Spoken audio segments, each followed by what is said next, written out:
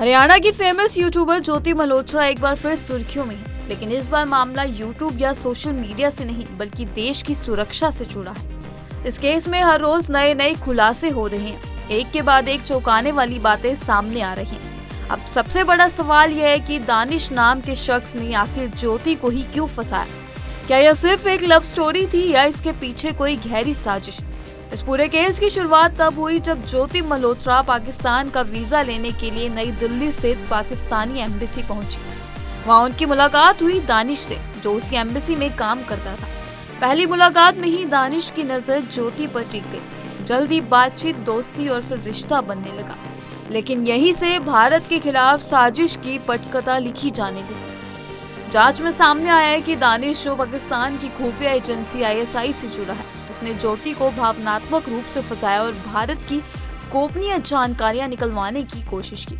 ज्योति के सपनों में पाकिस्तान घूमने की ख्वाहिश थी और इसी ख्वाहिश को दानिश ने अपने मकसद के लिए इस्तेमाल किया।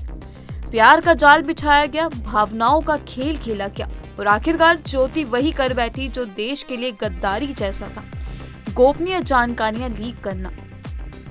जैसे जैसे रिश्ता गहरा होता गया, दानिश ने ज्योति को शहजाद नाम के एक शख्स से मिलवाया, जो कि खुद ISI का एजेंट था।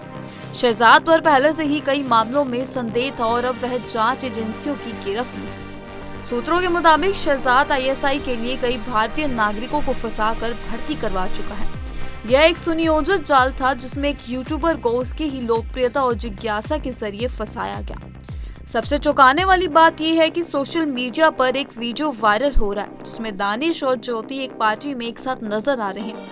यही नहीं, इस वीडियो में दानिश ने ज्योति को अपनी पत्नी से भी मिलवाया। अब सवाल यह उठ रहा है कि एक शादीशुदा व्यक्ति ने आखिर क्यों और किस मकसद से किसी महिला को अपनी पत्नी से मिलवाया और फिर उसके साथ ऐसा रिश्ता बनाया जो देशद्रोही की सीमा तक पहुंच गया।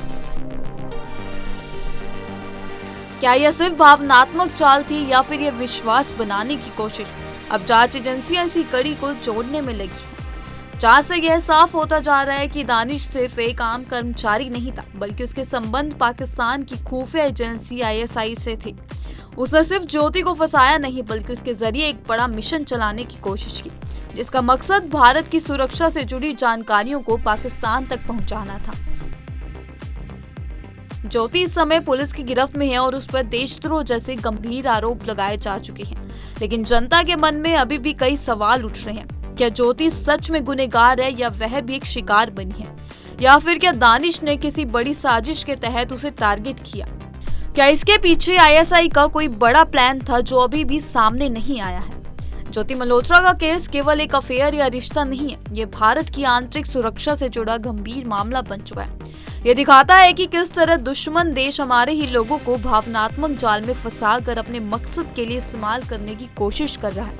अब देखना होगा कि इस केस में और कौन कौन से नाम सामने आते हैं और ज्योति की किस्मत उसे कहां लेकर जाती है। इसे लेकर आपकी क्या राय, हमें कमेंट करके जरूर बताइए और चैनल को लाइक, शेयर, सब्सक्राइब करना ना भूलें।